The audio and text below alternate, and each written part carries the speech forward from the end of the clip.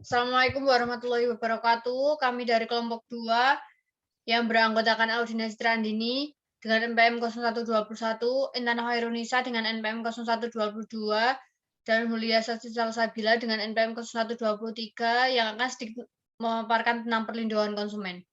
Slide pertama akan dibacakan oleh Mbak Intan. Pengertian dan dasar hukum.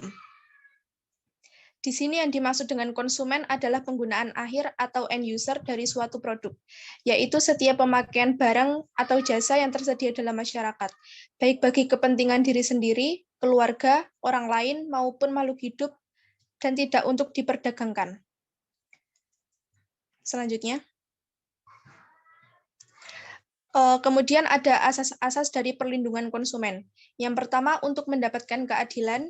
Yang kedua, untuk mencapai asas manfaat. Yang ketiga, untuk mencapai asas keseimbangan.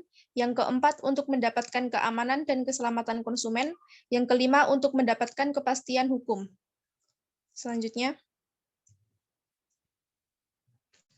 Kemudian ada tujuan dari perlindungan konsumen. Yang pertama, meningkatkan kesadaran kemampuan dan kemandirian konsumen untuk melindungi diri. Yang kedua, mengangkat harkat dan martabat konsumen dengan cara menghindarkannya dari akses negatif pemakaian barang atau jasa. Yang ketiga, meningkatkan pemberdayaan konsumen dalam memilih, menentukan, dan menuntut hak-haknya sebagai konsumen. Yang keempat, meningkatkan sistem perlindungan konsumen yang mengandung unsur kepastian hukum dan keterbukaan informasi serta akses untuk mendapatkan informasi.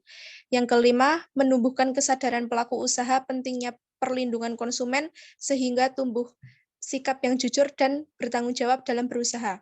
Yang terakhir, meningkatkan kualitas barang atau jasa yang menjamin keterlangsungan usaha produksi barang atau jasa, kesehatan, kenyamanan, keamanan, dan keselamatan konsumen. Slide selanjutnya akan dibacakan oleh Mbak Salsa.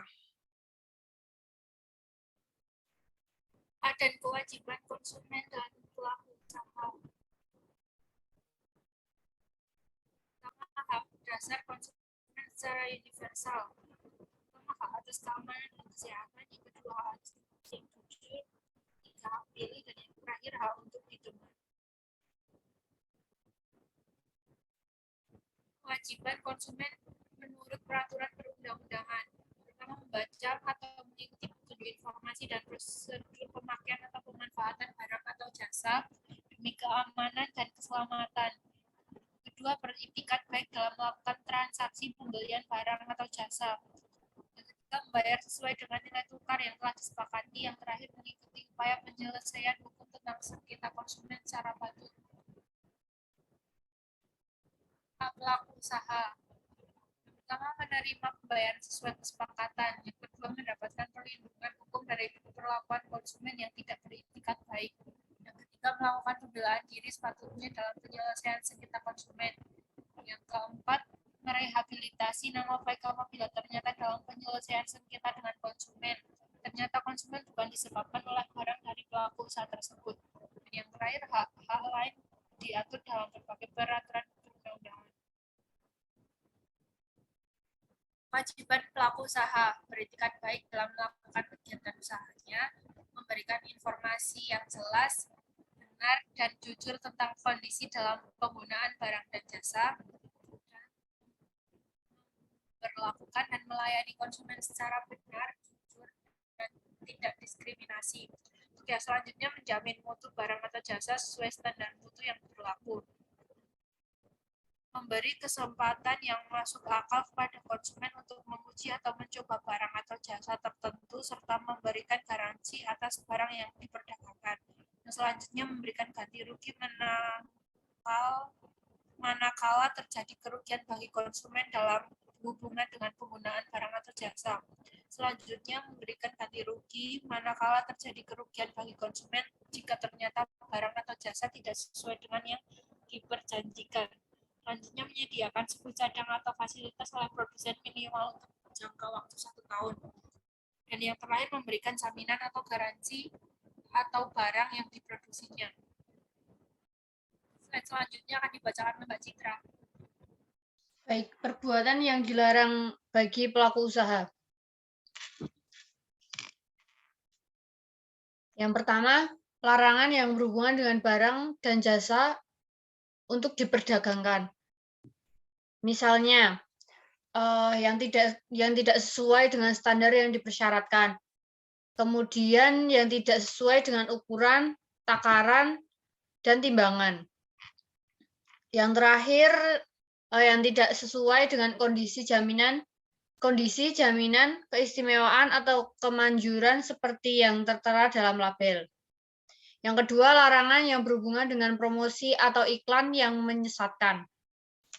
Misalkan, harga atau tarif suatu barang jasa. Yang kedua, kegunaan suatu barang jasa. Yang ketiga, bahaya penggunaan barang jasa. Yang ketiga, larangan yang berhubungan dengan penjualan barang secara obral atau lelang yang menyesatkan. Misalnya, menyatakan barang atau jasa tersebut seolah-olah telah memenuhi standar mutu tertentu. Kemudian, menyatakan barang atau jasa tersebut seolah-olah tidak mengandung cacat yang tersembunyi. Kemudian, slide selanjutnya. Yang keempat, larangan yang berhubungan dengan waktu dan jumlah yang tidak diinginkan. Yang kelima, larangan terhadap tawaran dengan iming-iming hadiah.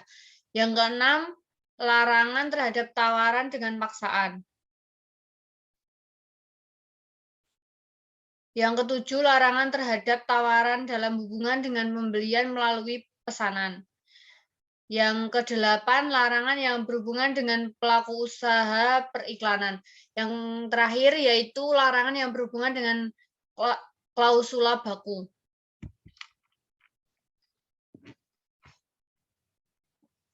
Penegakan hukum konsumen. Yang pertama, konsekuensi yuridis terhadap pelanggaran perundang-undangan tentang perlindungan konsumen. Misalnya, pelaku usaha yang melanggar ketentuan perundang-undangan tentang perlindungan konsumen mengakibatkan konsekuensi hukum, yaitu kewajiban pelaku usaha atau importir atau penjual untuk menghentikan kegiatannya untuk menarik barangnya dari peredaran. Kemudian memberikan ganti rugi kepada konsumen dalam waktu 7 hari setelah transaksi dengan beban pembuktian di pihak pelaku usaha atau importir. Kemudian tuntutan pidana kepada pelaku usaha atau importir dengan beban pembuktian pada pelaku usaha atau importir. Yang kedua, Badan Perlindungan Konsumen Nasional. Untuk mengembangkan upaya perlindungan konsumen, dibentuk Badan Perlindungan Konsumen Nasional yang berkedudukan di Ibu Kota Negara. Dengan anggotanya diangkat dan diberhentikan oleh Presiden atas usulan Menteri setelah dikonsultasikan kepada Dewan Perwakilan Rakyat Republik Indonesia. Bila perlu, Badan Perlindungan Konsumen Nasional dapat membentuk perwakilan daerah tingkat provinsi. Yang ketiga yaitu Lembaga Perlindungan Konsumen Swadaya. Lembaga ini memiliki tugas-tugas yaitu menyebarluaskan informasi untuk meningkatkan kesadaran tentang perlindungan konsumen. Yang kedua, memberikan nasihat kepada konsumen yang memerlukannya. Yang ketiga, bekerja sama dengan instansi terkait dalam upaya mewujudkan perlindungan konsumen. Yang keempat, membantu konsumen dalam memperjuangkan haknya, termasuk menerima keluhan atau pengaduan dari konsumen. Yang keempat, Badan Penyelesaian Sengketa Konsumen. Gugatan seorang konsumen yang dirugikan yaitu sekelompok konsumen yang memiliki kepentingan yang sama. Yang kedua, Lembaga Perlindungan Konsumen Swadaya Masyarakat. Dan yang terakhir, pemerintah atau instansi terkait apabila menyangkut dengan kerugian yang besar atau menyangkut korban yang banyak. Yang kelima, penerapan sanksi-sanksi. Ada 3, yaitu sanksi pidana, sanksi perdata, dan sanksi administrasi. Kesimpulan dari materi kami hari ini yaitu setiap manusia pada dasarnya memiliki hak untuk memenuhi kebutuhannya. Oleh sebab itu, hak tersebut harus dijamin dan dilindungi. Salah satunya melalui perlindungan Perlindungan konsumen merupakan konsep yang wajib diterapkan dalam proses kegiatan ekonomi. Melalui perlindungan konsumen, para konsumen bisa memperoleh jaminan barang dan jasa yang layak guna memenuhi kebutuhan jaminan barang dan jasa yang layak guna memenuhi kebutuhan hidupnya. Rusmawati dalam bukunya Pokok-pokok Hukum Perlindungan Konsumen 2018 mendefinisikan perlindungan konsumen sebagai segala upaya yang menjamin adanya kepastian hukum untuk memberi perlindungan kepada konsumen. Perlindungan konsumen memiliki cakupan yang luas, yaitu mencakup perlindungan konsumen terhadap barang dan jasa yang berawal dari kegiatan untuk memperolehnya barang dan jasa hingga sampai akibat-akibat dari pemakaian barang dan jasa tersebut. Sekian dari kelompok kami. Kurang lebihnya mohon maaf. Wassalamualaikum warahmatullahi wabarakatuh.